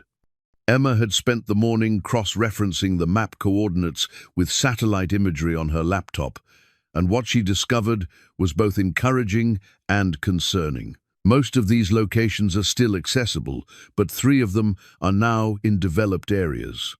One is underneath a shopping mall parking lot, and another is on property that's been turned into a subdivision, which means we need to prioritize the locations we can still reach, Eli said. How many sites are we talking about? 17 primary locations, plus 6 backup sites that were established in case the primary caches were compromised. Doctor, Chase spread the map across Pete's workbench, weighting the corners with tools to keep it flat. Based on the inventory lists, we're looking at items that could fill a small museum. The scope of the recovery operation was staggering, but so was the time pressure they faced. Heinrich Müller's increasingly aggressive surveillance suggested that their window for completing the mission was closing rapidly. Twice in the past week, Emma had spotted unfamiliar cars parked near their house, and Pete had discovered evidence that someone had attempted to break into his garage during the night. They're escalating, Dr. Chase warned. Müller knows we're close to something significant, and he's running out of time to stop us through legal intimidation. Pete had been studying the map with the eye of someone who understood both geography and logistics. If we're going to do this, we need a plan that gets us to multiple sites quickly and safely. Some of these locations are in remote areas where we'd be vulnerable to interference. What kind of plan? The kind your father would have used. We work at night, we work in teams, and we document everything before we move anything. Pete pointed to the 3 closest locations, all within 50 miles of Millbrook. We start with these sites, verify that the items are still there, and establish a secure process for authentication and cataloging. Emma had been researching the families whose items were hidden at the mapped locations, and her discoveries were providing both motivation and urgency for their mission. I found the Rosenberg family descendants in New York. The grandmother, Rachel Rosenberg, is 91 years old and has been registered with Holocaust recovery organizations since 1948. She's been looking for her family's silver menorah for 75 years. What about the other families? The Goldsteins have relatives in Israel and Canada. The Weiss family survivors are in Los Angeles. Most of these families have been searching for their missing items for decades. Emma's voice carried the weight of stories she'd been reading online. Some of them have children and grandchildren who have never seen their family's heritage because it was stolen before they were born. The personal stories made the abstract mission suddenly immediate and urgent. They weren't just dealing with historical artifacts, they were dealing with family memories and cultural identity that had been preserved through the darkest period of human history. Dr. Chase had been making phone calls to colleagues and organizations around the world, and the response had been overwhelming. I've contacted 8 different Holocaust recovery organizations, and every one of them has families looking for items that match what's on your father's list. This could be the largest single recovery of missing Holocaust assets in 30 years. But the excitement was tempered by growing concerns about Mueller's activities. Pete's contacts in the railroad community had reported unusual inquiries about Engine 447's history and current location. Legal firms in Chicago and Milwaukee had been asking questions about property rights and asset recovery laws. Most troubling, Emma had discovered social media posts suggesting that collectors and treasure hunters were being recruited for what was described as a historical recovery operation in the Midwest. Mueller's building a team, Dr. Chase said after reviewing the information Emma had gathered. He's not just planning to file legal challenges, he's planning to physically prevent us from completing the returns. What can we do about it? We stay ahead of him. We secure the items before he can interfere, and we make sure the documentation is in the hands of proper authorities before he can challenge our activities. The plan they developed was ambitious and risky. Working in 3 teams, they would visit the nearest cache locations over a period of 4 nights, document and photograph everything they found, and secure the most important items for immediate authentication and return. Dr. Chase would coordinate with international recovery organizations to expedite the process of contacting families and arranging transfers. Emma had volunteered to handle the technical aspects of documentation, using her laptop and digital cameras to create detailed records that could be shared with researchers around the world. If we photograph everything and upload it to secure servers, then even if something happens to the physical items, the documentation will survive. Pete had enlisted the help of his son Mark, a mechanic who had inherited both his father's technical skills and his understanding of the community's hidden history. Mark knows the back roads and abandoned properties better than anyone. If we need to move quickly or avoid main highways, he can get us where we need to go. The first location they planned to visit was an abandoned farmhouse. The abandoned mine shaft outside Millbrook had been sealed with concrete and warning signs for 30 years. But Thomas Mercer's map indicated that the main cache was hidden in a section that remained accessible through a maintenance tunnel. At dawn, on their 4th day of recovery operations, Eli found himself standing at the entrance to what his father had described as the primary repository, the location where the most valuable and historically significant items had been preserved. Dr. Chase examined the entrance with the careful attention of someone who had explored similar sites around the world. Your father chose well. Mine shafts provide natural protection from temperature fluctuations and humidity, and the remote location makes discovery unlikely. Emma had spent the early morning hours researching the mine's history, discovering that it had been a limestone quarry during the 1920s before being abandoned when more profitable sites opened further south. The tunnel system extended nearly a quarter-mile underground, with multiple chambers that had been used for equipment storage during the mining operation. According to the mine company records, this section was never officially sealed. She reported, the concrete barriers were installed to prevent accidents, but the tunnel system beyond them is intact. Pete and Mark Morrison had brought specialized equipment for safely accessing the underground chambers, battery-powered lights, air quality monitors, and rope systems for navigating the uneven terrain. Mrs. Patterson had insisted on joining the expedition despite her age, carrying a leather satchel containing authentication tools and reference materials she had preserved from her late husband's railroad days. The items in this location are the most important, she explained, as they prepared to enter the tunnel. Your father moved them here in 1971, when he realized that the other sites might eventually be compromised. These are the pieces that represent entire family collections, irreplaceable cultural artifacts that survived the Holocaust only because someone cared enough to preserve them. The entrance to the accessible tunnel was hidden behind a section of deteriorated fencing that looked like casual vandalism, but had actually been carefully arranged to provide concealed access. Working in pairs for safety, they made their way through the narrow passage that led to the main underground chamber. What they found exceeded even their highest expectations. The chamber had been converted into a professional storage facility, with climate control systems powered by a generator that Thomas Mercer had somehow managed to keep operational for decades. Wooden crates lined the walls, each one labeled with coded numbers that corresponded to detailed inventory lists in his journal. "This is extraordinary," Dr. Chase whispered, playing her flashlight across rows of carefully preserved containers. "Your father created a private museum underground. These storage conditions are better than what you'd find in most official facilities." Emma began photographing the chamber systematically, documenting the scope and organization of the storage system. Each crate was marked not only with inventory codes, but also with family names and country of origin, creating a visual map of the cultural destruction that had occurred across Nazi-occupied Europe. Rosenberg, Vienna, Goldstein, Prague, Weiss, Berlin. She read from the labels. "Dad, there are families from every country the Nazis invaded. Grandpa preserved heritage from across the entire continent." Opening the first crate revealed treasures that made everyone fall silent with awe.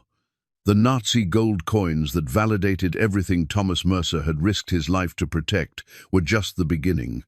Beneath them lay items of immeasurable personal and cultural significance, hand-illuminated religious texts, family photographs in silver frames, jewelry that bore the craftsmanship of generations of European artisans. Eli lifted a small wooden box and opened it to reveal a collection of gold coins bearing the marks of different European mints. But it was the note tucked beneath the coins that brought tears to his eyes. "Wedding gift from my grandmother, carried by the Levy family from Poland to Paris to New York. May these coins provide hope to those who have lost everything else." Thomas Mercer, 1952. "He wasn't just preserving artifacts," Eli said, showing the note to the others. "He was preserving stories. Each of these items has a family history attached to it." Dr. Chase opened another crate and found herself looking at artwork that made her gasp with recognition. This is a painting by Isaac Goldstein himself, not part of his collection, but his own work. The Nazis didn't just steal his family's possessions, they stole his artistic legacy. The painting depicted a Prague street scene from before the war, showing Jewish families in traditional dress walking through a neighborhood that had been destroyed during the Nazi occupation.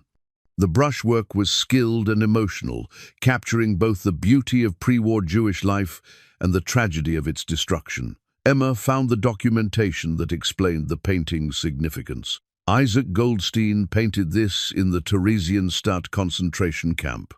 He gave it to another prisoner who survived and eventually made it to America. That survivor donated it to the recovery network because he believed it should be returned to the Goldstein family, along with their other possessions.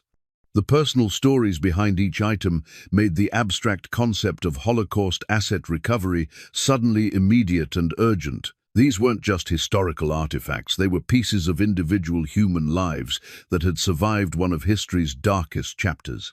But their archaeological work was interrupted by the sound of vehicles approaching the mine entrance. Mark Morrison, who had remained outside as a lookout, appeared at the tunnel entrance with an expression of controlled alarm. "We have company," he announced.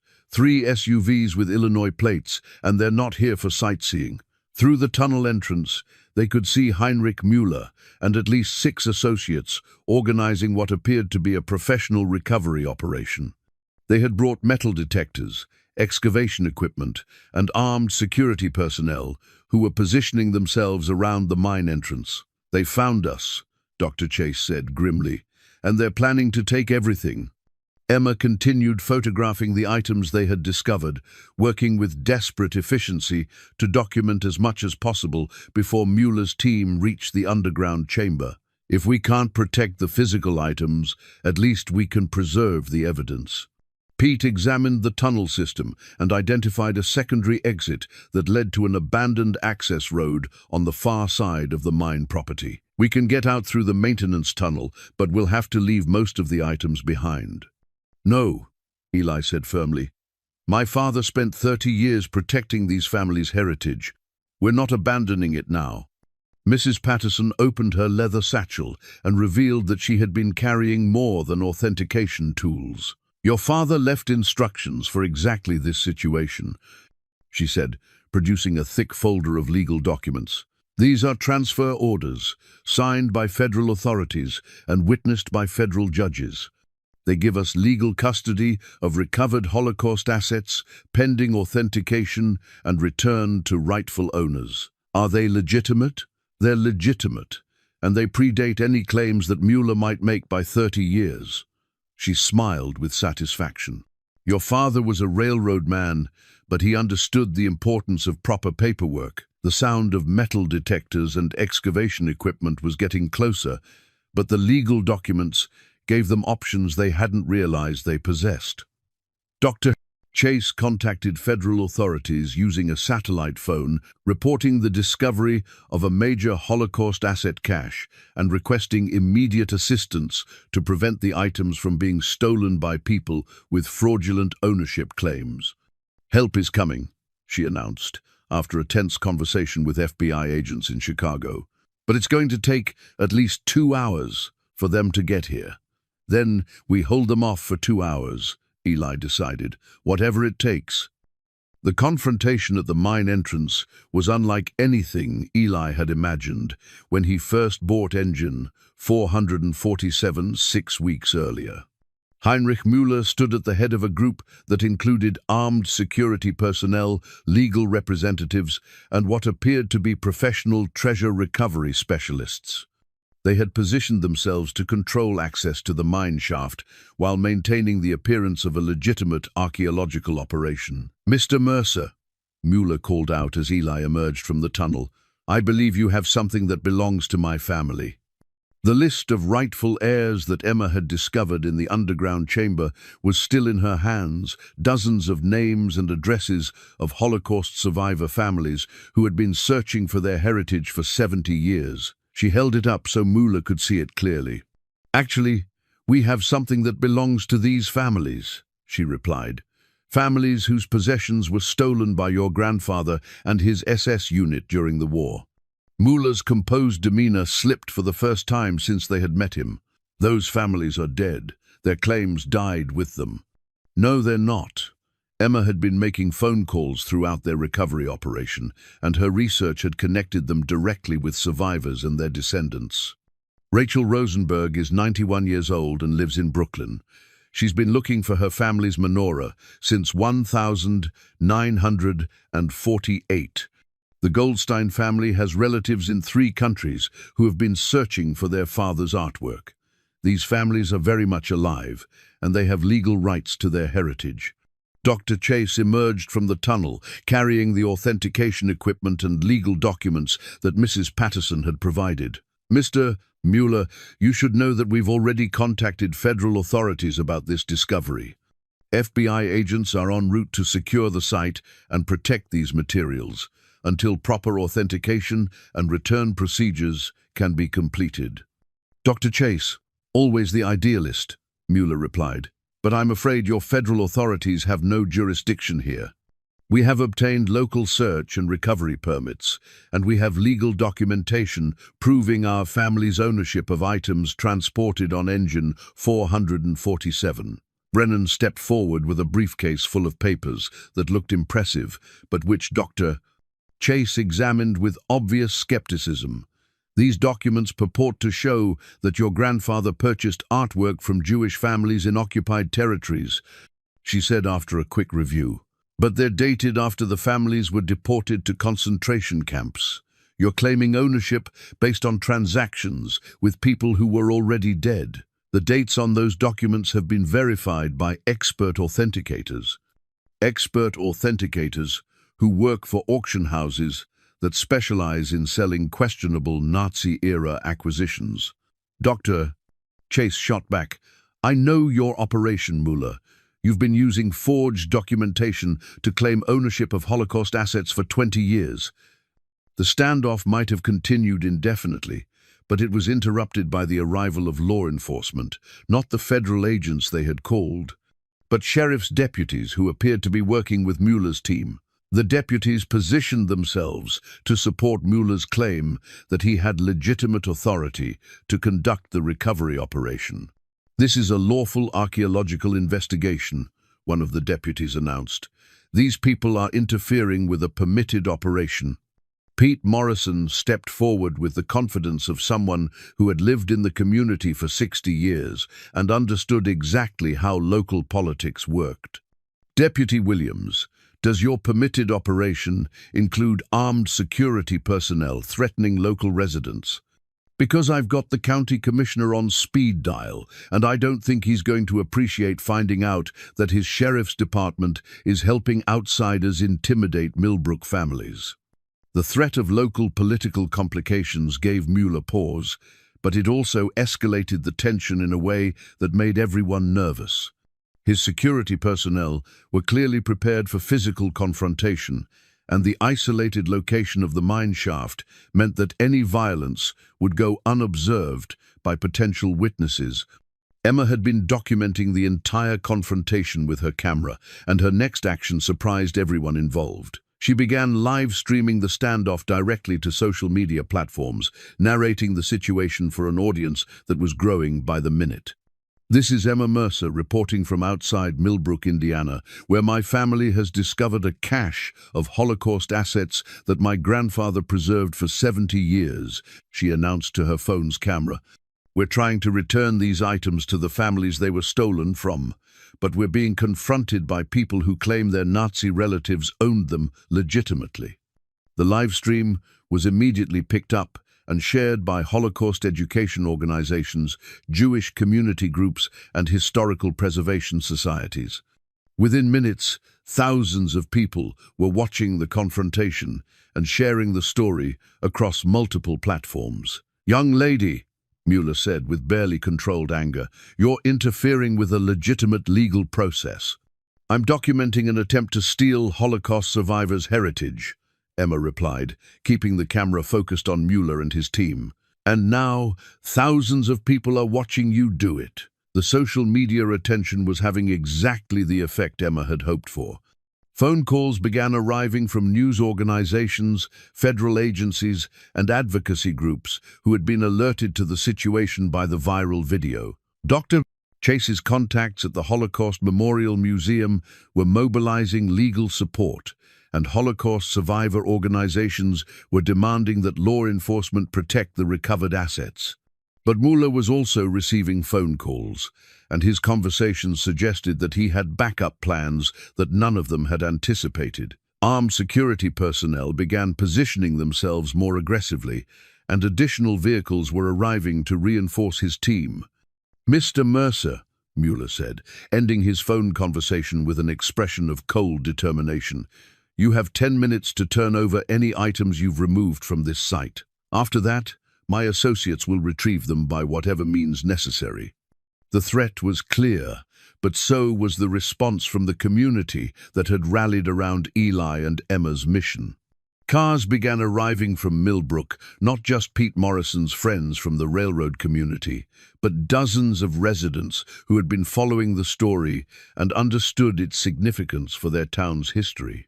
Mrs. Patterson emerged from one of the arriving cars carrying a thermos of coffee and a folder full of additional documentation. "I called everyone," she announced. "The whole town knows what's happening here, and they're not going to let outsiders steal our history." The sight of an elderly librarian confronting armed security personnel became the defining image of the standoff. Mrs. Patterson walked directly up to Mueller with the fearless confidence of someone who had lived through enough history to understand what really mattered. "Heinrich Mueller," she said, "I knew your grandfather. He came through Millbrook in 1945 as a prisoner of war, and I saw what he had stolen from families he helped murder.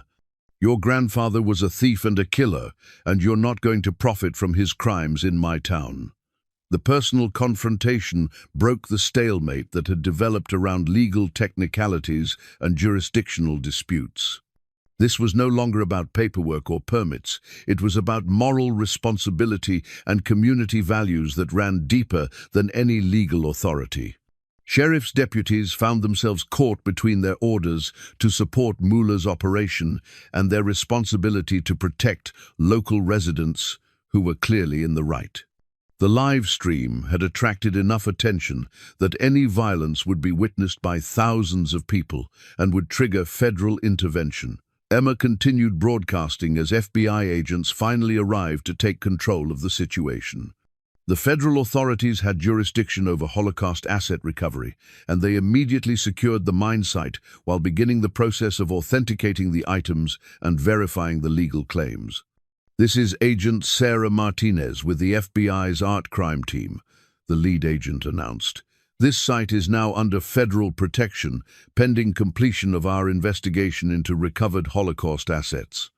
Anyone interfering with this investigation will be arrested and prosecuted to the fullest extent of federal law." Mueller and his team were forced to withdraw, but not before making it clear that the legal battle was far from over. "This isn't finished, Mercer," he warned. "These items belong to my family, and I will recover them through proper legal channels."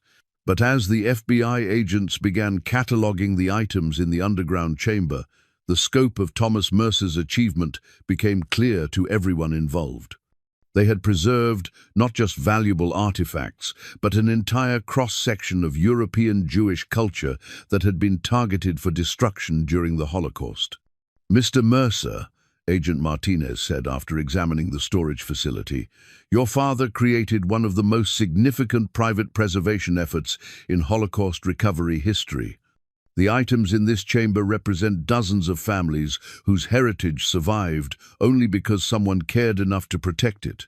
Emma looked around at the community members who had rallied to support their mission, the federal agents who were ensuring the items would be properly returned, and the live stream audience that had grown to tens of thousands of viewers around the world. "Grandpa would be proud," she said, finally turning off the camera that had documented their victory. 6 months after the confrontation at the mine shaft, Eli stood beside engine 447 as the restored locomotive bell rang out across Millbrook for the first time in decades. The sound was clear and strong, carrying across the town like a celebration of both remembrance and renewal. Emma stood beside him, no longer the angry teenager who had been embarrassed by her father's seemingly foolish purchase, but a young woman who understood that some decisions that look crazy to the world turn out to be exactly what history demands. The locomotive had been completely restored, using funds provided by the grateful families whose heritage had been returned to them. Engine 447 now served as the centerpiece of the Thomas Mercer Memorial Holocaust Education Center, a museum and research facility that had been established in the building that once housed Henderson's scrapyard. The irony that a place where discarded items went to be forgotten had become a place where rescued treasures were remembered was not lost on anyone who knew the story. Dr. Margaret Chase had accepted the position of director for the Education Center, bringing her expertise and international connections to Millbrook in a move that had transformed the small Indiana town into an unexpected center for Holocaust recovery research. "Your father's documentation and preservation methods have become a model for recovery operations around the world," she told Eli, as they watched busloads of students arriving for educational programs. "Universities and museums are studying his techniques and applying them to other preservation projects." The financial rewards of their mission had exceeded even Dr. Chase's most optimistic projections. The families whose items had been returned had voluntarily contributed more than enough money to secure Emma's college education, pay off the family's mortgage, and establish a substantial endowment for ongoing recovery work. More importantly, the finder's fees and authentication rewards provided by various organizations had given Eli the financial security to pursue work that had meaning rather than just paying bills. I never imagined that doing the right thing could be so rewarding in practical terms. Eli had told Emma as they reviewed the college acceptance letters and scholarship offers that had arrived throughout the spring. Emma had been accepted to Georgetown University with a full scholarship to study international relations and Holocaust studies, a path that would allow her to continue the work her grandfather had begun. The letters from grateful families had been the most meaningful reward of all. Rachel Rosenberg, now 92, had traveled from Brooklyn to Millbrook for the memorial dedication, bringing with her 3 generations of family members who had never seen their great-grandmother's menorah. When she held the silver artifact for the first time in 75 years, her tears had reminded everyone present why their work mattered more than money or recognition. "My mother carried this menorah when we fled Vienna," Rachel had said, her voice strong despite her age. "She held it when the Nazis separated our family at the train station. I thought it was lost forever, but Thomas Mercer kept it safe until someone could bring it home. How do you thank a man for giving you back your mother's blessing?" Similar stories had arrived from around the world, as families learned that their heritage had survived the Holocaust and been preserved by people who understood its significance. The Goldstein family had recovered not only their father's artwork, but also his personal paintings that documented Jewish life in Prague before the war. The Weiss family had been reunited with religious texts that had been in their family for generations, books that had survived when the people who read them had not. Pete Morrison had been recognized by the Indiana Historical Society for his role in preserving the state's hidden Holocaust recovery history. At 74, he had become an unexpected celebrity, traveling to conferences and educational events to share the story of the railroad network that had operated in secret for 30 years. "The thing people don't understand," he told audiences, "is that Tom Mercer and his friends weren't trying to be heroes. They were just railroad men who believed that finishing the job was more important than following orders." Heinrich Müller's legal challenges had been unsuccessful in every court where they were filed. The forged documentation his team had used to claim ownership of Holocaust assets had triggered a federal investigation that revealed a decades-long pattern of fraud and intimidation. Müller himself was facing criminal charges for attempted theft of federal evidence and conspiracy to defraud Holocaust survivors. His network of fraudulent claimants had been exposed and was being investigated by authorities in multiple countries. "Justice moves slowly sometimes," Dr. Chase had observed, "but it does move. The families who suffered during the Holocaust are finally seeing some of the people who profited from their suffering held accountable for their crimes." The education center had become a destination for researchers and families from around the world who were working on their own recovery projects. The archives containing Thomas Mercer's documentation had helped identify items in museums and private collections that had been stolen during the war, leading to additional returns and legal challenges against institutions that had acquired Holocaust assets without proper provenance research.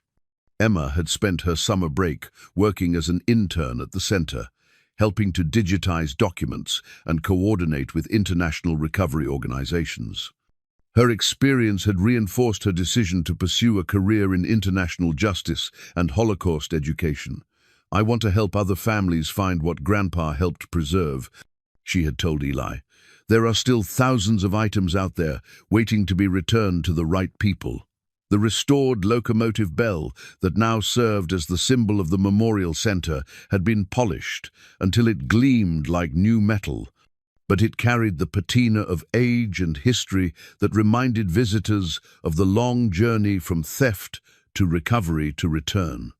The bell rang every day at noon, a sound that had become part of Millbrook's identity and a reminder that some stories take generations to complete. As Eli listened to the bell on that anniversary morning, he reflected on the journey that had brought his family from desperation to purpose in less than a year. The decision to spend his last $3,000 on a rusted locomotive had seemed like madness to everyone who knew him, including himself. But sometimes the choices that seem most foolish turn out to be the ones that reveal who we really are and what we're capable of becoming. Emma stood beside him wearing the Georgetown University t-shirt that represented her future and holding a photograph of Thomas Mercer that represented their family's past. "Dad," she said, "do you think Grandpa knew what would happen when he hid all this documentation?" "I think he hoped," Eli replied. "I think he hoped that someday someone would care enough to finish what he started." The town around them had been transformed by their discovery, but not in ways that anyone could have predicted. Millbrook had gained international recognition not for its manufacturing or its agriculture, but for its role in preserving justice and human dignity during the darkest chapter of the 20th century. Tourism had brought economic benefits, but more importantly, the community had gained a sense of pride and purpose that came from knowing they had contributed to something larger than their own concerns. Mrs. Patterson, now 87 and serving as the volunteer coordinator for the education center, appeared beside them, carrying a fresh thermos of coffee and a folder full of correspondence from families around the world. "More letters today," she announced. "3 families in Canada want to visit the center, and there's a researcher from Germany who thinks we might have information about items stolen from a synagogue in Berlin." The work continued, as Thomas Mercer had known it would. Each returned item led to new discoveries. Each family reunited with their heritage, provided information that helped locate other missing pieces. The network he had established in the 1940s had become a model for recovery efforts that were still finding and returning Holocaust assets in the 21st century.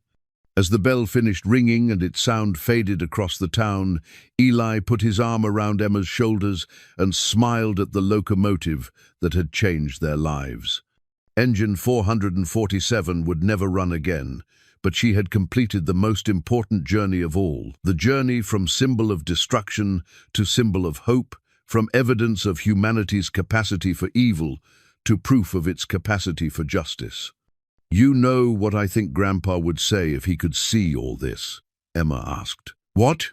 "He'd say that sometimes the longest journeys start with the smallest steps, and that the most important destinations are the ones you can't see when you begin." She looked around at the memorial center, the visiting families, and the community that had rallied around their mission. "He'd say that buying a rusty old train was the smartest thing you ever did, even if it took 6 months for anyone else to understand why." Eli laughed, remembering the day he had stood in Henderson's scrapyard and tried to explain to himself why he was spending money he couldn't afford on a locomotive that would never run. He had thought he was chasing his father's ghost, but instead he had discovered his father's legacy. The rust had hidden more than just decay. It had hidden the kind of destiny that comes to people who are willing to take risks for reasons they can't fully explain. The bell fell silent, but its message continued to resonate across Millbrook and around the world. Some treasures are worth more than gold, some stories take generations to complete, and sometimes the people who look most foolish turn out to be the ones who understand what really matters. In a small town in Indiana, a man who was mocked for buying a rusted locomotive had helped dozens of families reclaim their heritage and proved that justice delayed is not always justice denied. The locomotive sat silent on its tracks, no longer carrying cargo but still carrying hope. Hope that families scattered by history could be reunited with their past. Hope that truth could survive even the most systematic attempts to destroy it, and hope that ordinary people could accomplish extraordinary things when they chose to honor the responsibilities that history placed in their hands.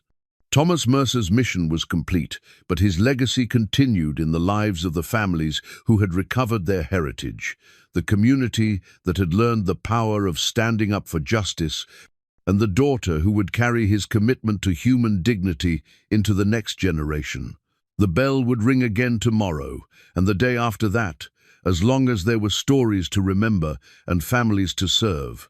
Some investments paid dividends for generations, and some purchases that seem foolish to the world turn out to be exactly what the future needs.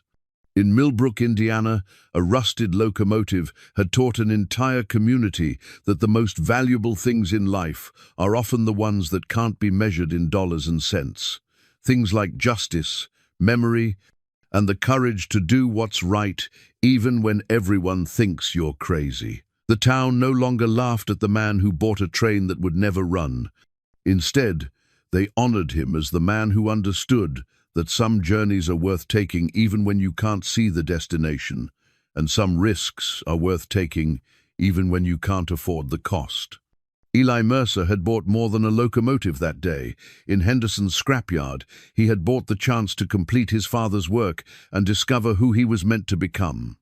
As the sun set over Millbrook, painting the restored locomotive in shades of gold and amber, the memorial bell caught the last light of day and reflected it back across the town like a promise that some stories, no matter how long they take to unfold, always find their way to the ending they deserve.